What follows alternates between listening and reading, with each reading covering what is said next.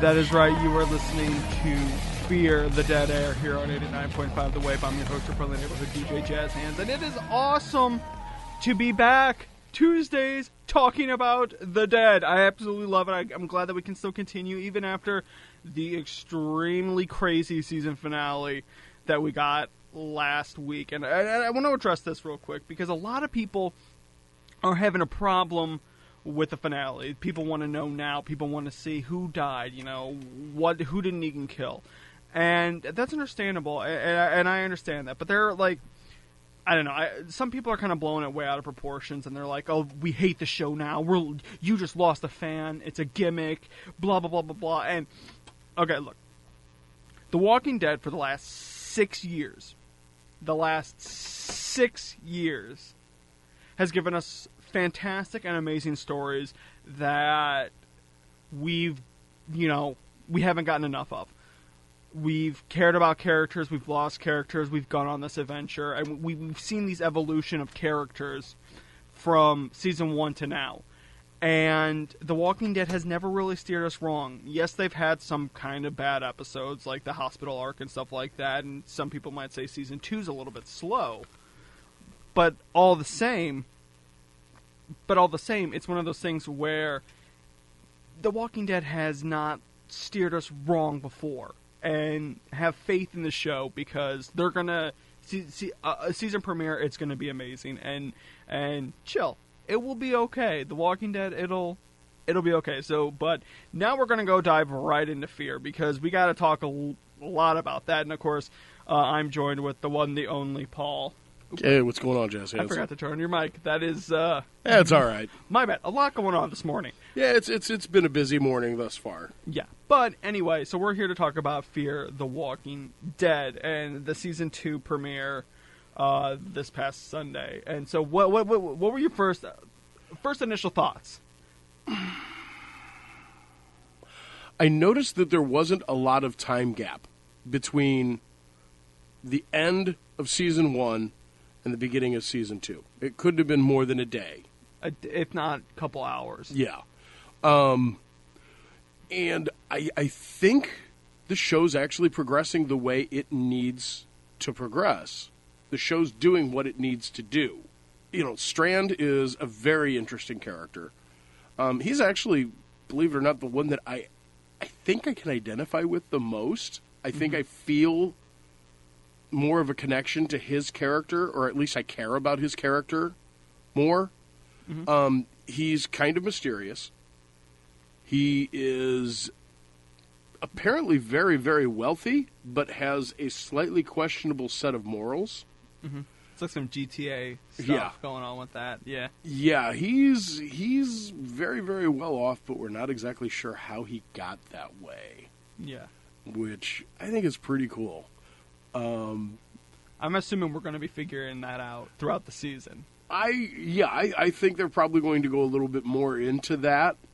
But the other characters kind of seem to improve a little bit over last season, in my opinion. I'll agree. I'll give it that. The characters do seem a little bit more likable, and even though, and this is probably just me, even though when I was watching it, there was still a part of me that was a little bit bored. Maybe midway through, I felt like it was kind of dragging out just a little bit too long, and essentially a lot happened in the episode, but not a lot happened in the episode, but it was still, the characters did seem that they've improved a lot, and there was one line in it that really actually made me, it made me forgive the first season a little bit, because how I've said and I've had complaints about how I felt that it was really rushed, right, and they could have had so much more fun building up to the actual outbreak and the fall of civilization. But it was the line, I forgot her name, the daughter. I'm still learning their names. You know what? That's the thing. And I can't remember her name either. I can remember Nicholas, I can remember Maddie, I can remember Travis, I can remember Chris, Strand. Yeah. I would say it's like Alicia or something. Something like that. I don't know. She's pretty much been a null character. As much as I hate to say it. Yeah, she's kind of just there. But when she was talking to, her new long-distance boyfriend. Oh, Jack? On the boat. Yeah, Jack. We can remember that. But that I can remember, but I don't know her name. Yeah, exactly. But it was when she said it was over before it even started, or it was not fair because it was over before it started. And it's like, in that aspect, it kind of does make sense that civilization would fall so quickly because it was over before it started. And that was kind of that made me kind of look back and be like, okay, well, I can kind of forgive season 1 now, but I still have some general problems with season 1. There was season 1. One thing we have to take into account is this is done by a completely different showrunner. I mean, Scott Gimple is not involved in it. Robert Kirkman is involved, but this is something that we have not seen before in the comics. Mm-hmm. There is no Fear the Walking Dead comic yet. They probably will make one. But, we've got this whole big body of lore, so to speak, with The Walking Dead. We know the characters even before we saw them on screen. Yeah, to an extent, because my first whole impression of the characters were the show, and then I looked into the comics.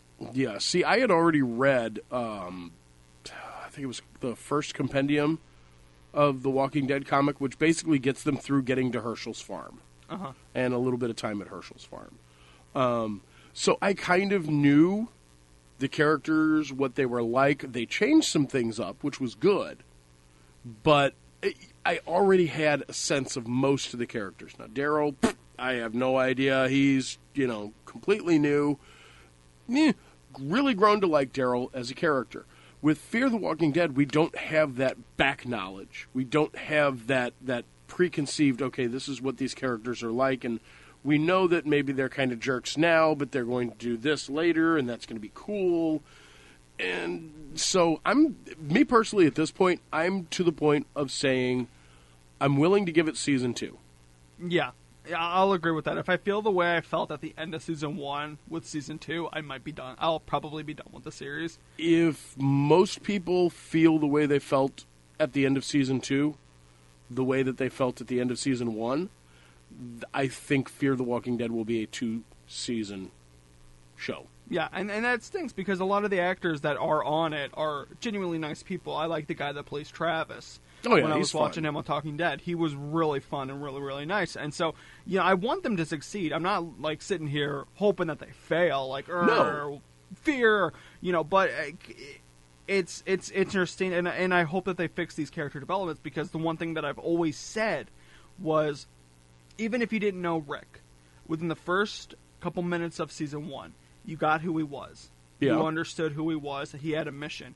Daryl, when they first introduced him, you're like, oh, I really don't like this guy. But then as second or third episode, him being, the crazy redneck, you were like, I really kind of like this guy. Even Merle.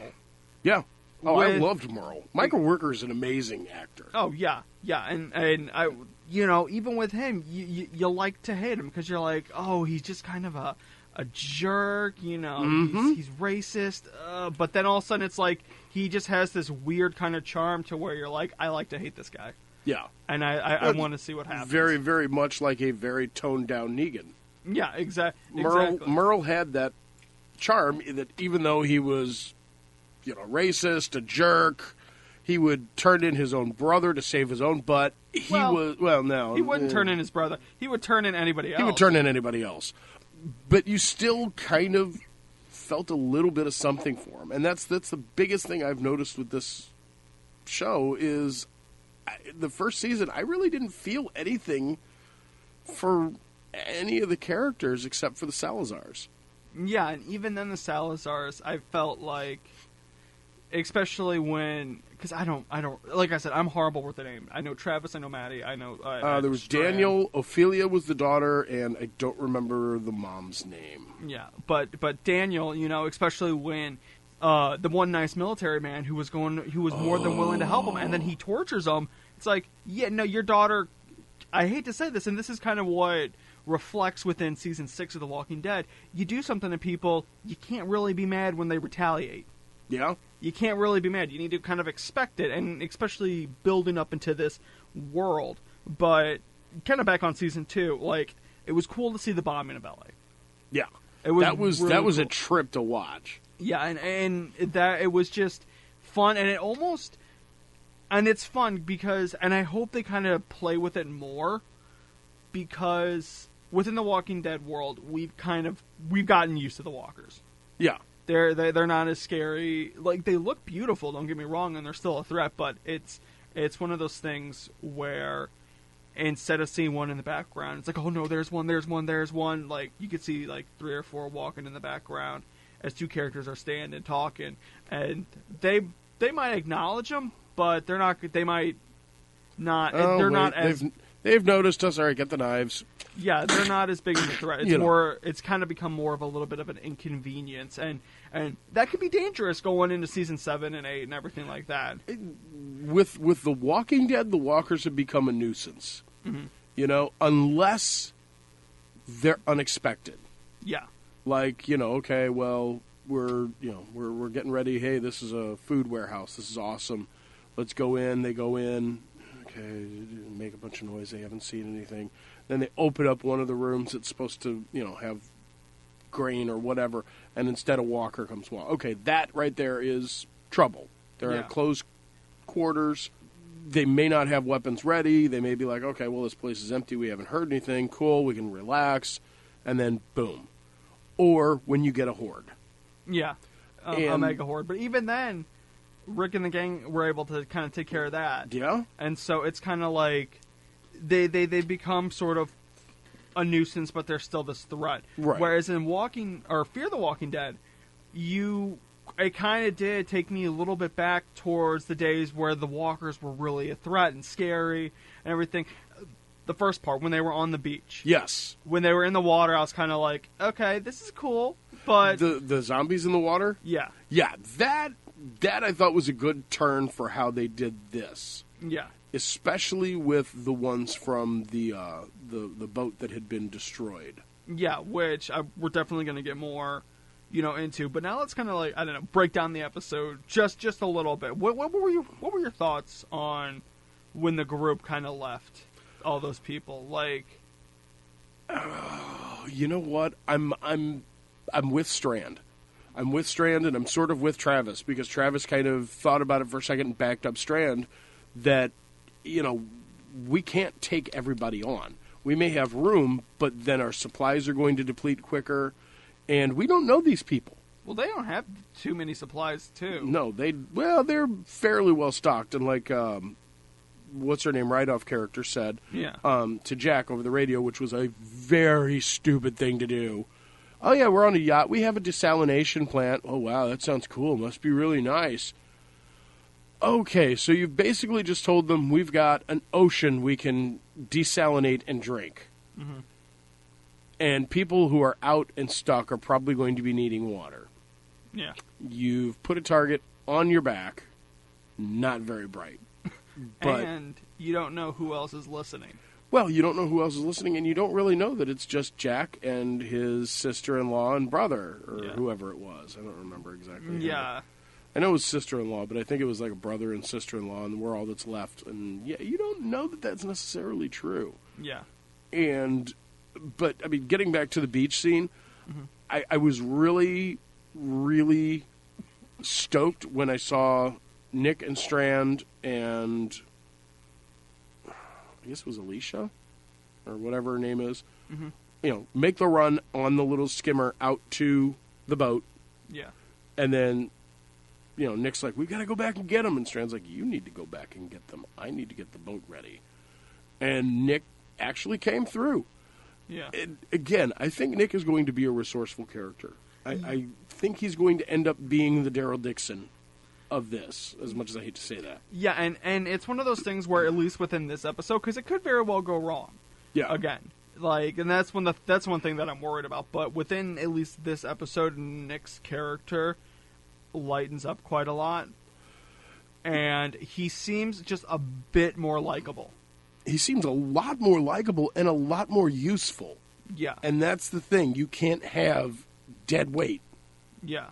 I mean, let's face it. Let's look at Lori. Yeah, exactly. Lori was pretty much useless except for, Judith. And pitting, Popeye and Pluto against each other. That was... That was her whole special thing. But yeah, I totally agree. She really did not pull her weight, and I think that was what I was afraid Nick was going to end up. Was he's the character that they're always having to save because he's out looking for drugs, and, well, I gotta get high, and... God, why do we have to deal with this kid? Yeah, it seems like he was going to be more trouble than he's worth, but now he's actually pulling his weight. And I think there's something that Strand sees, whether it's he sees that there's a generally nice kid in there that just needs a break, or Strand sees that he can manipulate this kid by just giving him the little thing, because there was the line when Nick said, oh, don't call me Nicholas.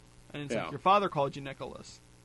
And so I think, for me, I read the scene of, okay, so now I know that he has this weak spot for a father figure. I can play that father figure and play this kid. That's kind of what I got off of it, especially with the way that Strand is. Yeah. Especially like that, and it's so weird because Strand goes from like a cool, nice character to off the handles, and honestly, it makes me one of those things, and I wouldn't mind if the series went this way, where we get to see what happens to people when they join the wrong group, like how some of the Saviors joined with Negan. It'd be interesting if Strand becomes a kind of bad guy, and you see Travis and Maddie, who are genuinely nice people, be influenced by fear and intimidation and sort of devolve into a little bit of bad guys. That's one of the things that I'm really wondering on this season, because they really didn't need it the first season. No. The second season, I think, because they have moved so much faster into the apocalypse, they're almost going to need a bad. Yeah. They're going to need somebody. And at this point, I'm seeing it as being pirates. I could definitely see that too.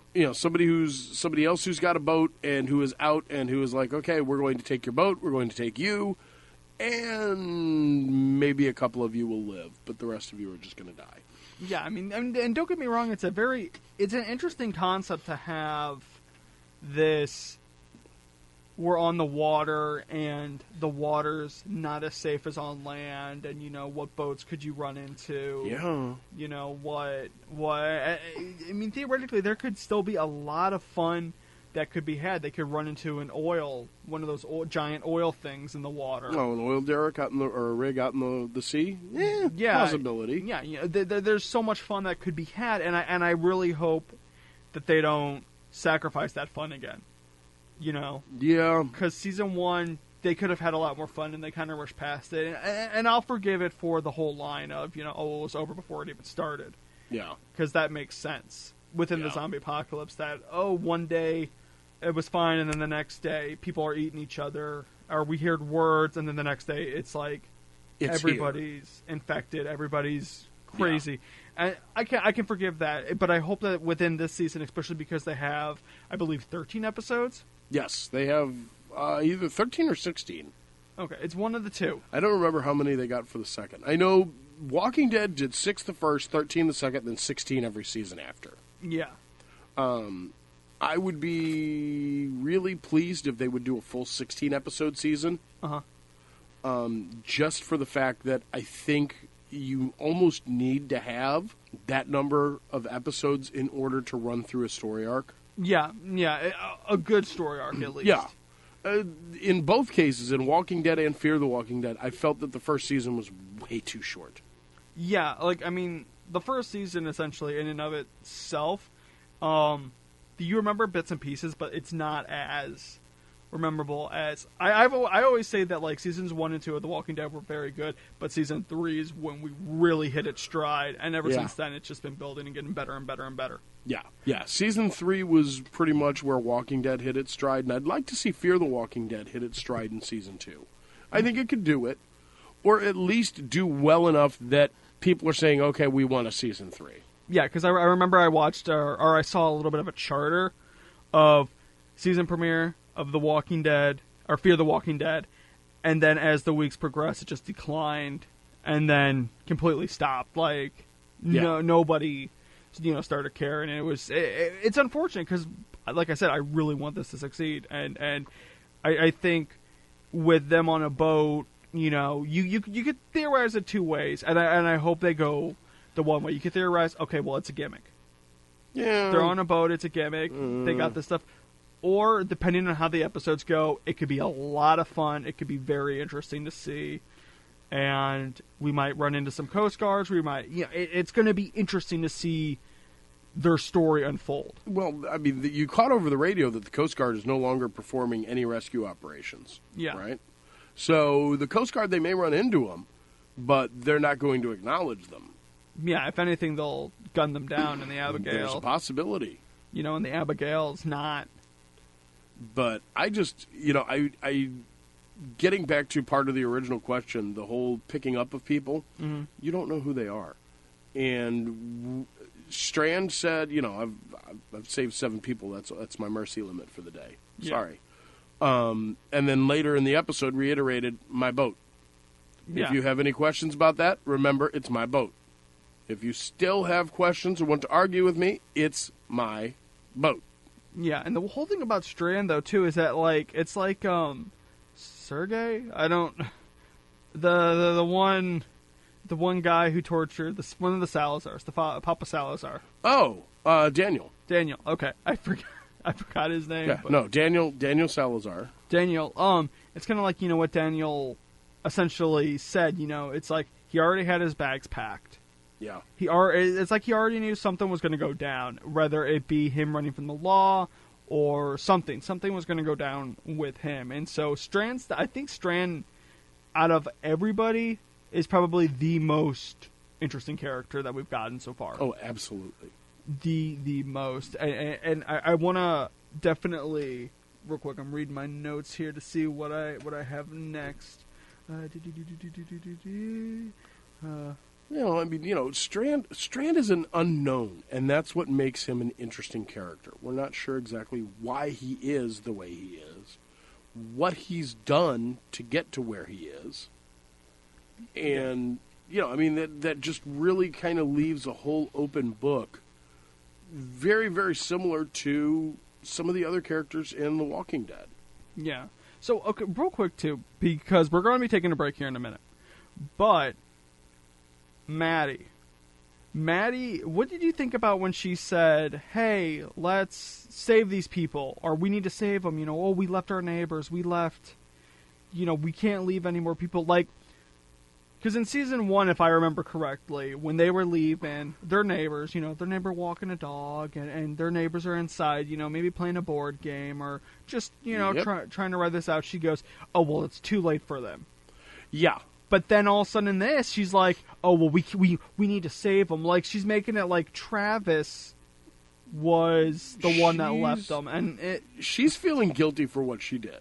She's feeling guilty for saying, we can't bring our neighbors. We can't try and save our neighbors. It's too late for them. This place is locked down. They're going to bomb the hell out of it. Done. They're already goners. Mm. And I think guilt is a huge reason why Maddie is like, we need to save as many people as we can because, we did bad things and now this will save us and redeem us. And no. Maddie's cray-cray, to use the current term. Yeah. She's very, very unrealistic as far as, her expectations of what she should be doing or who she should be helping. Yeah, I don't know, it just, to me, it's not that it didn't sit right, because Maddie, or Andrea's cousin, who I'm going to just say, because let's face it, she pretty much, they said she might have a connection with one of the characters from The Walking Dead or something. Yeah, like that. she's almost got to be Andrea's cousin. Just the way she acts, the way she looks. Yeah, exactly. Awful. The way she acts, the way she looks, but it's not that it didn't sit right, and I like that we have characters that are like, hey, we need to go out and help people, we need to go out and do this. But I don't like the flip-flop effect, and it's why, cause that's why Rick bugs the heck out of me. That's why Rick bugs the heck out of me. Taking chances. Let's take a chance and go do this. Yeah, but even then, Rick, there's still motive behind it. Like Maddie, it just seemed like, And it could be the guilt, and I'll give it that. Like, the guilt seemed to have gotten to her. But we're going to be taking a quick break here on 89.5 The Wave, and we will be back because we still need to talk a little bit about Travis. Yeah. We still need to talk about his son. Yeah, and his ex. Chris. Chris? Okay. I knew it started with a C. So we need a Fear the Walking Dead cheat sheet we could put up in the studio. You know, okay, what character is it? Oh, that's his name. Yeah, that'll work. Honestly, yeah, because until they start getting more memorable characters, they're forgettable. They're very wishy-washy, especially because of the season. Like the fact that, I don't know, I remember Stephen Ogg from last week's episode more so than probably a main character in this. And he never got a name. Exactly. So, but we'll be back here in a little bit because there's way more that we need to talk about. So stay tuned, and we'll be right back to Fear the Dead Air. You're listening to Fear the Dead Air, only on 89.5 The Wave. That is right. You are listening to Fear the Dead Air here on 89.5 The Wave. I'm your host, your friendly neighborhood DJ JazzHandss, and I'm joined with the one, the only, Paul. Hey. And we're talking about last Sunday's epic, Fear the Walking Dead. So, spoiler warning, if you have not seen it yet, which, not too... If you've been listening, you're already going, oh, I hate you guys. Yeah, exactly. Or you're like, hey, yeah, right on. I totally agree. So... Travis in this episode. Talk about how bad I feel for a character with Travis. I mean, he's genuinely a nice guy. Yeah. He's doing the best for his family, and his son punches him in the face. Strand, may happen when you shoot the kid's mother. Well, let's face it. Yeah, granted. She was bitten. She would have ended up trying to chew Chris's face off, but still, Travis shot Mom. Yeah, Travis shot Mom. Strand then tries to fight him, essentially. And Maddie's mad at him. And it's like, I feel so bad for this character because he's genuinely a nice guy. But sometimes that sort of thing happens when you have to be the guy to make the moral decisions. And I think that's sort of what Travis is going for in this. He is the moral compass. Because Maddie can't be. No. She flip-flops too easy. Yeah, exactly. Daniel's a little on the twisted side. Daniel's definitely... Salazar? Yeah. I had to think about it for a second. But, yeah, Daniel's definitely on the twisted side to where... I wouldn't trust him if, essentially, not a lot happened, and you torture a guy who's protecting you. But he also kind of screwed with him a little bit, too. In certain aspects, but still, like, for the outbreak just to start, it still shouldn't... Yeah, but then again, escalated like that. But you have to also look at the fact that what has Daniel Salazar been through? That's true too. And he's been through military occupations and things like that. And so, that's it. That's what he knows. And he's like, if all these people are coming in, maybe we're in trouble. We've got a lot of military coming in. So I can understand why he did what he did. I think he's going to be the one who picks up on nuances and little things and kind of brings them to the viewer's attention. Sort of like he did with his whole, Strand already had his bags all packed. He was ready to leave. Yeah. Not sure if it was because of this or something else, but it's definitely worth keeping an eye on. Yeah, and he also noticed that, Maddie noticed, but he also noticed too that, Strand hasn't slept since they got him. But I don't think any of them's really slept. Yeah, I don't think anybody's really gotten any good shut-eye. Yeah, and they've been going for possibly a day, or if not 2 days. I would say probably about 2 days is covered in that. Yeah, packing up all the stuff that you need, and then that night scene and everything like that. But yeah, I think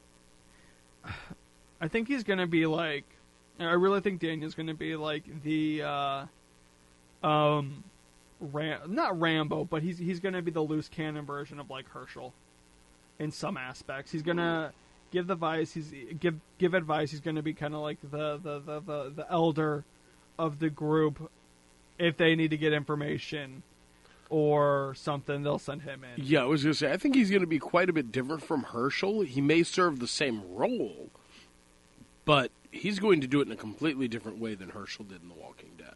Yeah, and that might, get him killed. It's a possibility. Might not. We don't know. I'm just waiting. And this was something. Did you see anything about Flight 462? I saw the stuff leading up to... Because they said that, the season premiere, you'll find out what happens on Flight 462, and we found squat. And I'm like, okay, they said one of the characters from that flight was going to join, and I'm thinking it's the kid. It could be the kid, but then what about that one big actor that they had who's been on stuff like The Conjuring and other horror movies and stuff like that? Like, it's a possibility, but I don't know. That flight. It was always because I'm betting it's that one woman. It's that one girl. Or the woman who took out the zombies. Yeah, I'm thinking it could possibly be her and the kid.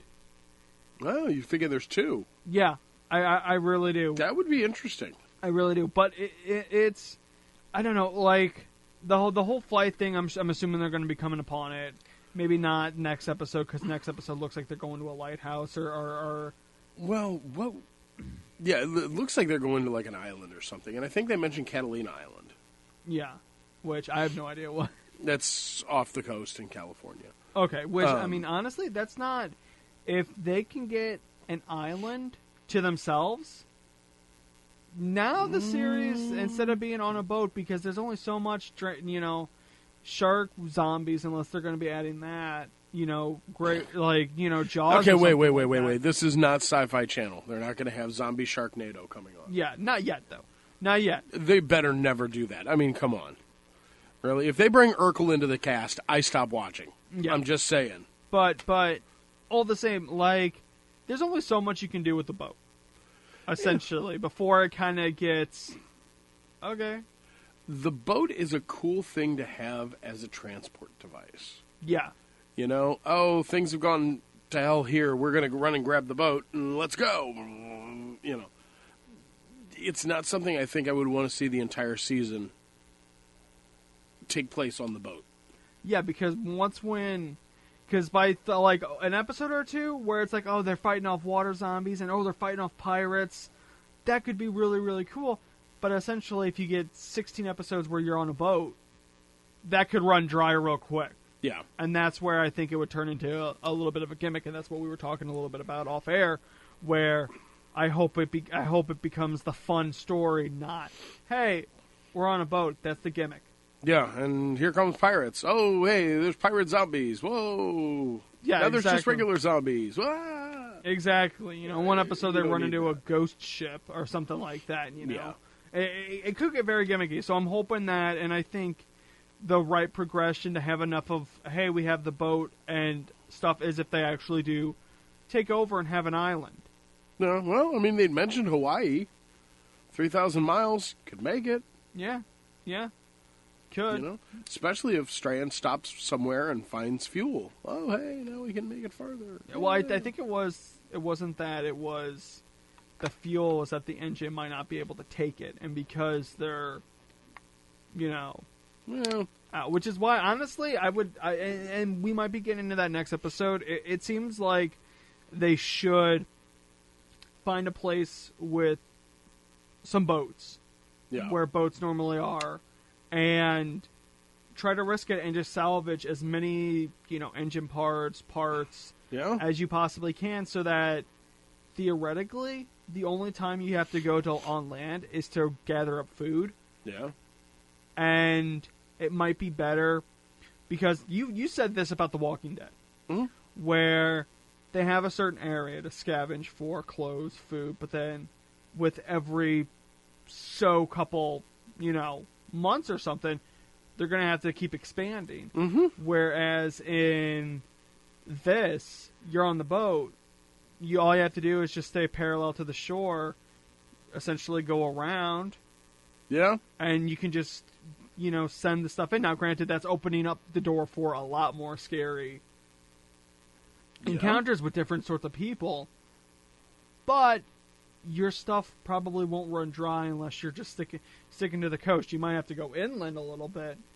Yeah. But, I mean, it's a thought, and that's where it could be fun. That's where it could be interesting. Well, and, one of the other things I noticed you mentioned food.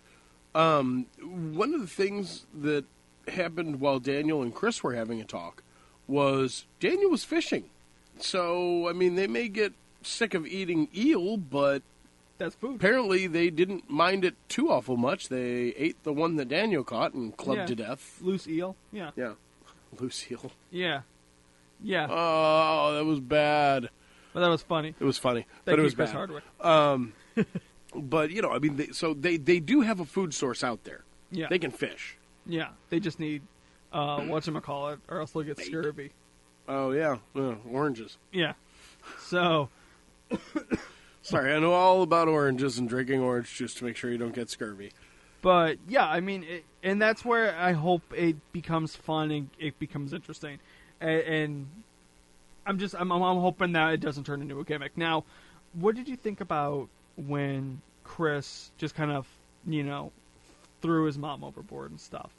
Like, because it's clear that he's going through. That was weird to me because he was so attached. I mean, he just sat there staring at his mom's body. And then when they're trying to say some nice things, he just kind of walks up and, she's done. She's dead. Let's just move on. Yeah. And then Dex is dad. Yeah, which oh my God, that kid needed to be beat with a bat wrapped in barbed wire. Because that was, that annoyed me. That really annoyed me, especially because of how nice of a guy Travis is and how much he's trying. Yeah. And that's one thing that we were talking a little bit off air. Like, Carl, I don't think no matter how mad he would get at his dad or anything, I could be wrong. I don't think he would ever deck his dad. And if he did, I think Carl would be like, yeah, my dad's going to deck me back. Or he would be like, now, Dad, I had a really good reason to do this. Like you were trying to beat the crap out of Porch Pete. Yeah. And, oh, yeah, and I think that needed to stop. Basically, if Carl had done what Michonne did. Oh, yeah.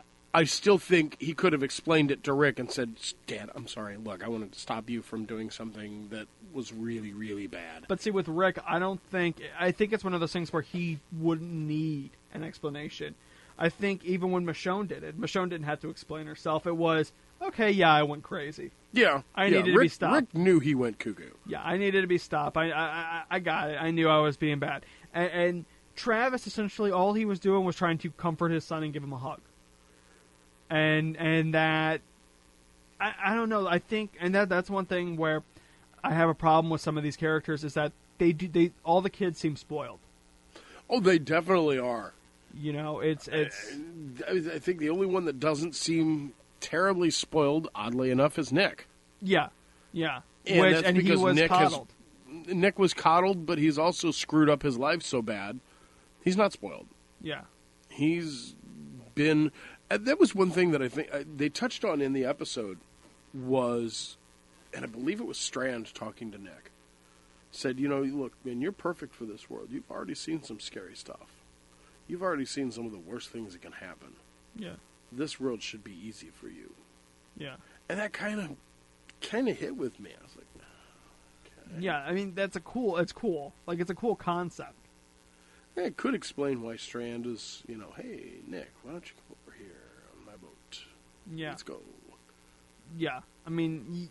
yeah. if Strand's impression of Nick is, you've already seen some of the worst stuff that could possibly happen. You've seen some horrors, you've seen some evil things done, and yet you're still here. So you help me out now. Yeah, see, I don't know if it's that or if it's he knows he can manipulate people.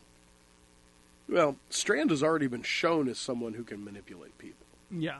I mean, when he did it to the neighbor with the car. Yeah. And told him, oh, is that your picture of your wife? Wow. She still looked mostly like that. The guy's like, does she still look mostly like that? Yes. Then you know what? She's going to survive.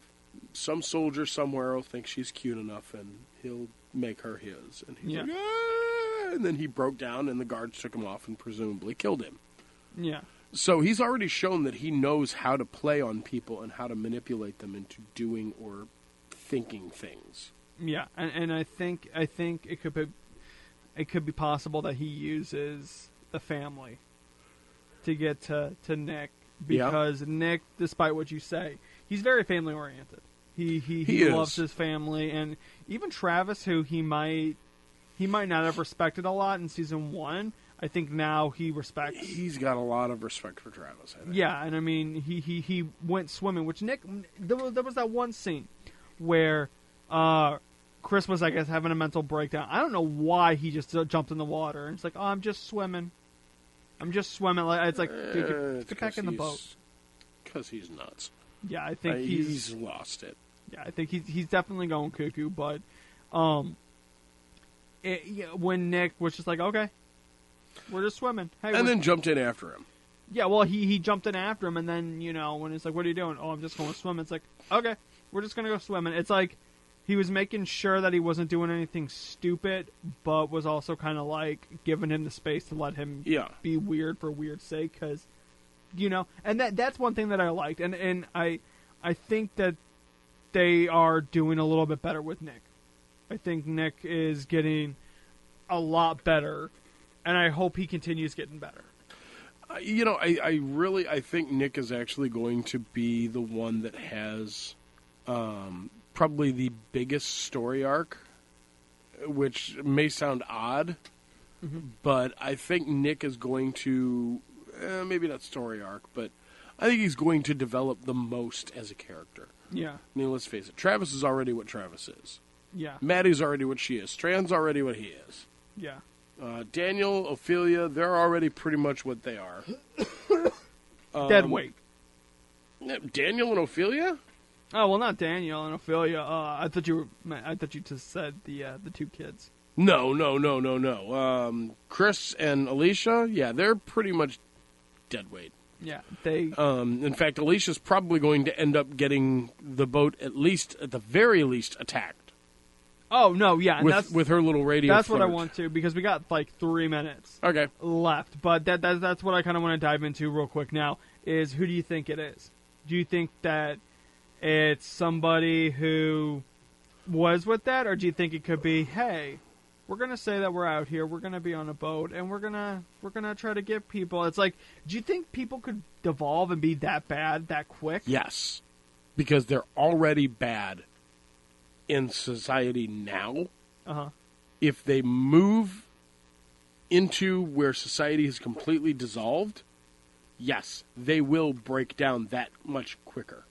Okay. And I would have thought, man, maybe it is just, one guy and his brother and his sister-in-law, and, they're trapped and whatnot, until the end when she gave him, see this plume of smoke? That's such and such, and or are you north or south of that? South. And then Jack came through and said, it's okay. She's like, I'm not sure I can guide you anymore. And he said, that's okay.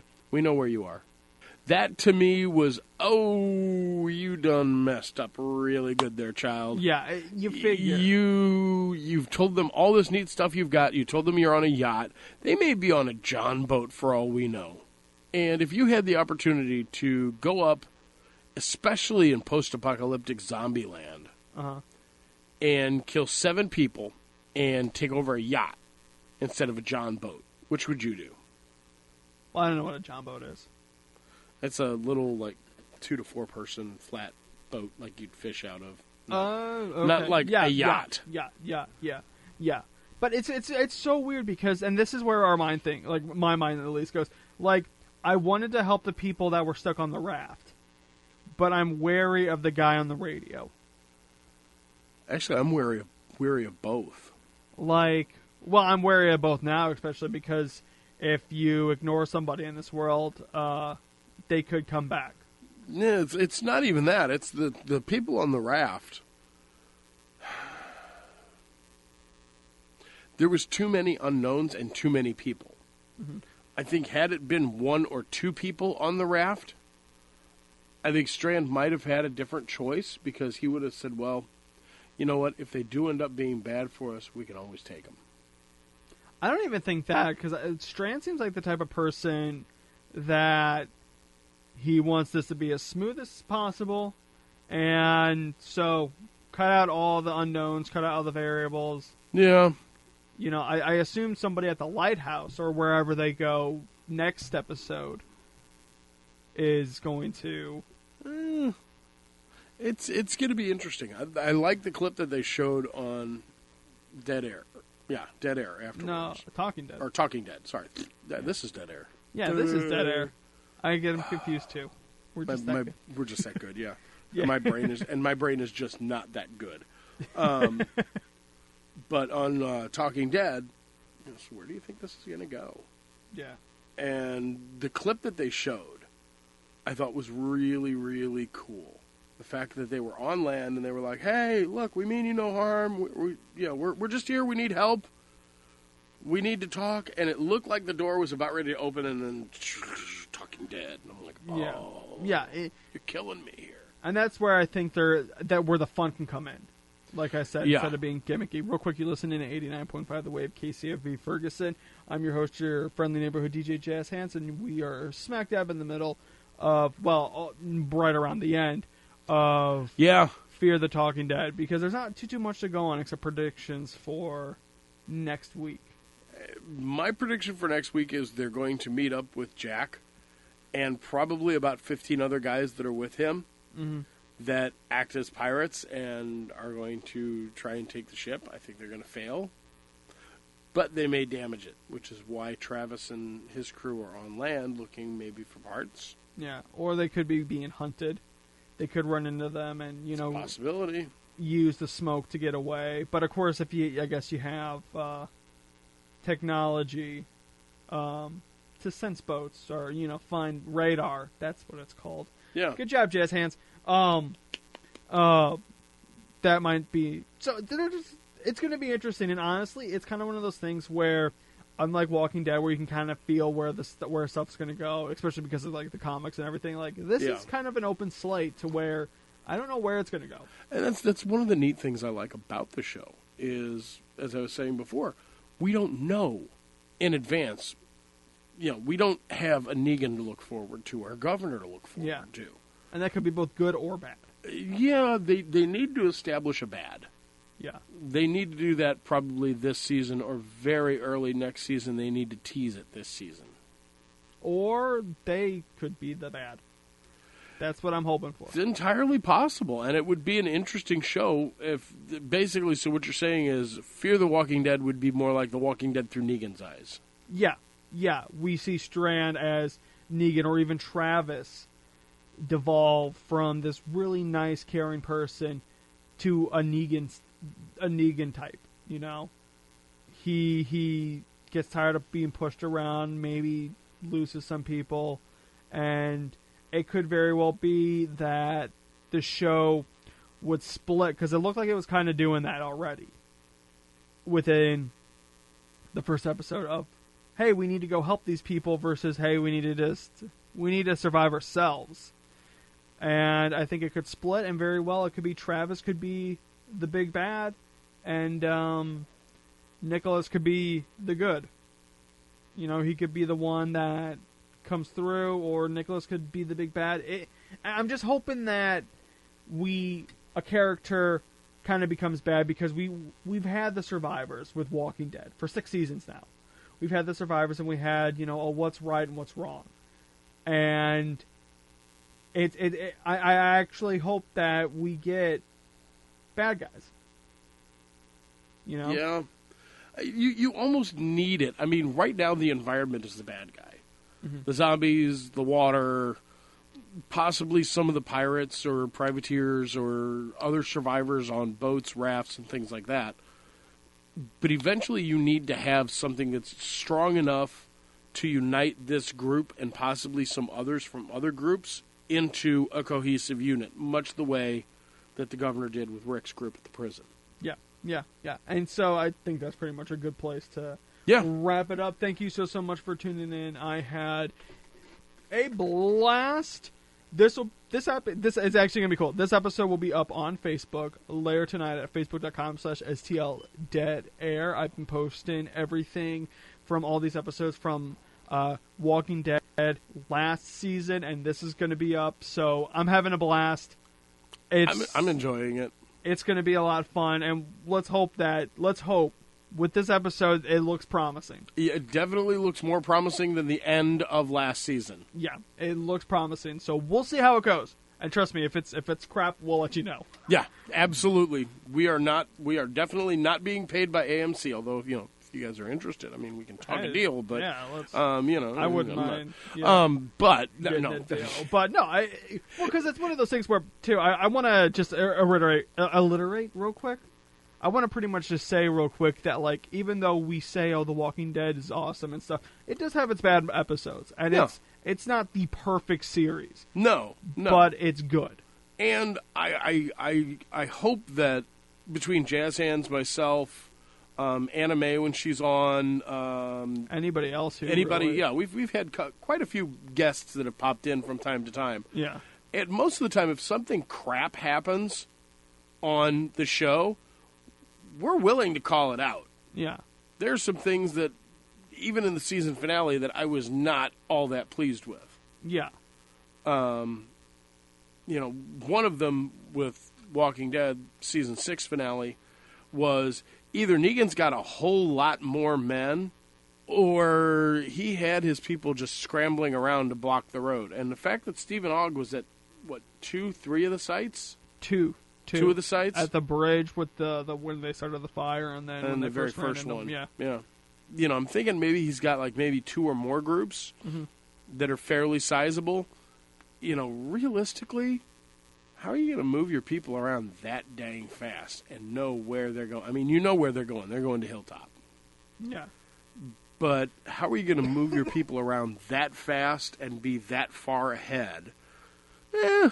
That kind of struck me as a little bit of, okay, I'm going to call crap on this. This is But not that's right. one of those things where it could be revealed next season. And we could realize that, these men that I have here, and there's probably more over there, that's about half of what I have. And that's entirely possible. And that may be the direction they take with it, in which case I will be a little more happy about it. Yeah. But either way, okay. Because we need to wrap it up. So all right. Thanks, everybody, so much for tuning in. I had a blast, and I will see you next week